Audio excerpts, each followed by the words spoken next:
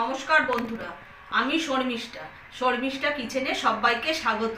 আজকে আমি আপনাদের সঙ্গে একটা দুর্দান্ত স্বাদের রেসিপি শেয়ার করব, বাসন্তী পোলাও। চলুন দেখে নিই কীভাবে বানাই। আমি বাসন্তী পোলাওয়ের জন্য এখানে আমি 500 গ্রাম চাল নিয়ে নিয়েছি। এখানে এই বাটিটা মাপ করে 1 বাটি চাল হয়েছে। কেন আপনারা যখন বাসন্তী পোলাও রান্না করবেন তখন একটা পাত্রের মধ্যে বাটি বা কাপের মধ্যে আপনারা চালটা ঢেলে নিয়ে নেবেন। কেন এখানে আমি 1 বাটি চাল নিয়েছি, তাহলে আমাকে 2 বাটি জল নিতে হবে। জলের মাপটা ঠিক না হলে পোলাওটা ঠিকঠাক হবে না, গলে যাবে হয়তো।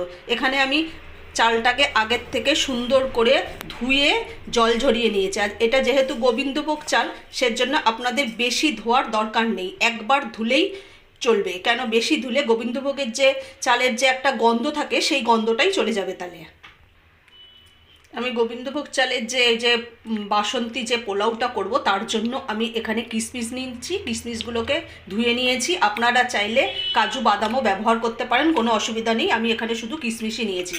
আর এখানে ছোট ছোট আদা টুকরো করে নিয়েছি। এখানে 1/2 ইঞ্চির মতো আদাকে আমি ছোট ছোট টুকরো করে নিয়েছি।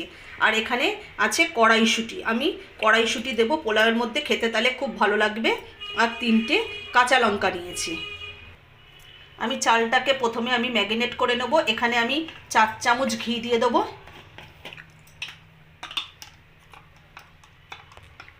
আমি যে এখানে ঘিটা ব্যবহার করছি এটা কোনো ব্র্যান্ডেড কোম্পানির ঘি না, এটা একটা বাড়িতে তৈরি করা, নিজের বাড়িতে তৈরি করা ঘি। এখানে আমি 4 চামচ ঘি দিয়ে দেবো।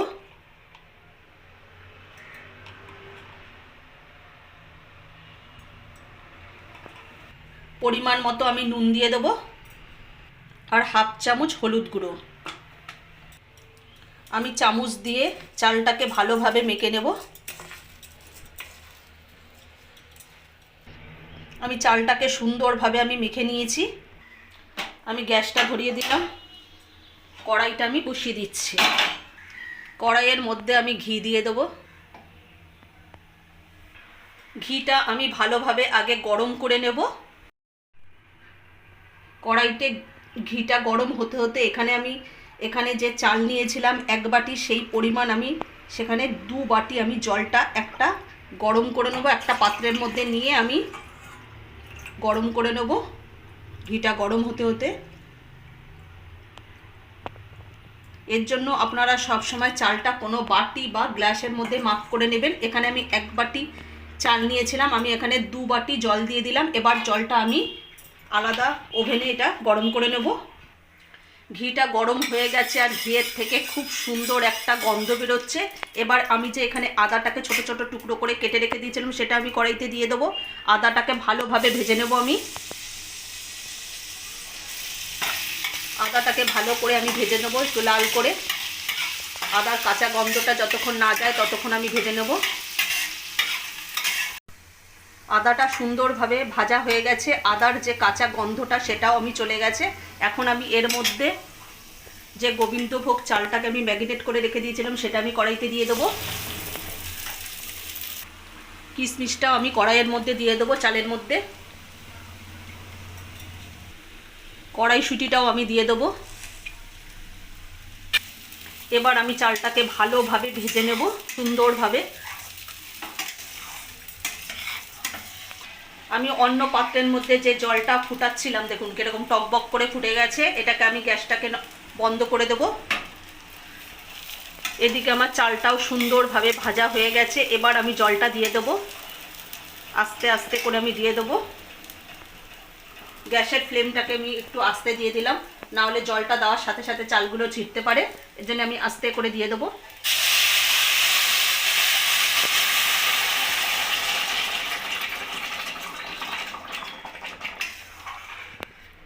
আমি চালটাকে ভালোভাবে নাড়িয়ে নিচ্ছি।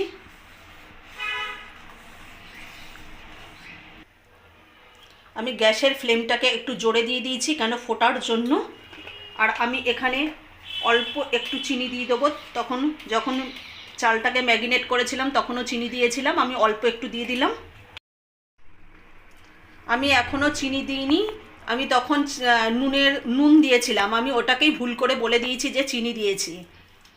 আপনারা কিছু মনে করবেন না, আমি ওটা ভুল করে বলে দিয়েছি যে চিনি দিয়েছিলাম। চিনি আমি এখনও ব্যবহারই করিনি। চালটা একটু সিদ্ধ হয়ে যাওয়ার পর আমি তারপরে চিনিটা দেব, কেন আমার ফোনটা একটু ডিস্টার্ব করছে, তো এই জন্য ভুল হয়ে গেছে। আমি এটাকে ভালোভাবে চালটাকে নাড়িয়ে নিয়ে আমি একটু ঢেকে দেব। চালটা ভালোভাবে সিদ্ধ হয়ে যাওয়ার পর তারপর আমি চিনিটা ব্যবহার করব, নাহলে চিনিটা দিলে অনেক সময় নিচে লেগে যেতে পারে। এর জন্য আমি চিনিটা পরেই দেব, আগে একটু চালটা সিদ্ধ হয়ে যাক তারপর। আমি গ্যাসের ফ্লেমটাকে একদম লো করে আমি একটু ঢেকে দেব 2 মিনিটের জন্য। আমি 2 মিনিট পর ফিরে এসেছি। এবার আমি ঢাকাটা খুলে দেখে নেব।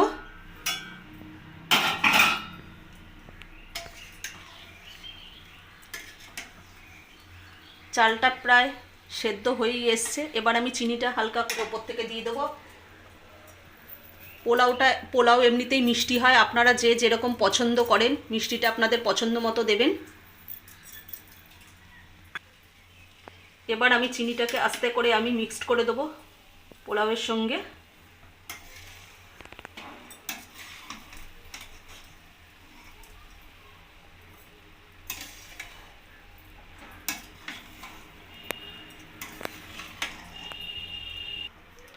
চালের মধ্যে অল্প অল্প জল আছে, চিনিটা পুরো গলে গেছে, দেখুন কত সুন্দরভাবে।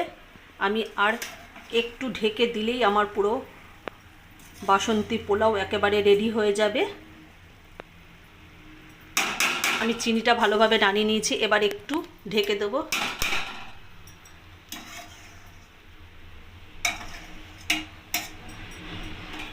আমি আবার 2 মিনিট ঢেকে দিলাম, গ্যাসের ফ্লেমটাকে একদম লোতে রেখে। এবার ঢাকাটা খুলে দেখে নেব চালটা পুরো ভালোভাবে সেদ্ধ হয়েছে কিনা। একদম সুন্দরভাবে হয়ে গেছে চালটা, দেখুন পুরো ঝুরঝুরে একদম বাসন্তী পোলাও আমার রেডি। আমি এবার 3টে কাঁচা লঙ্কা দিয়ে দেবো। দেখুন কত সুন্দর ঝুরঝুরে, একটা চালও আমার ভাঙেনি বা একটার সাথে একটা লাগেনি। আপনারা একবার এইভাবে অবশ্যই বাড়িতে বানিয়ে খেয়ে দেখবেন। এবার আমি নামিয়ে নেব। আমার বাসন্তী পোলাও একেবারে রেডি।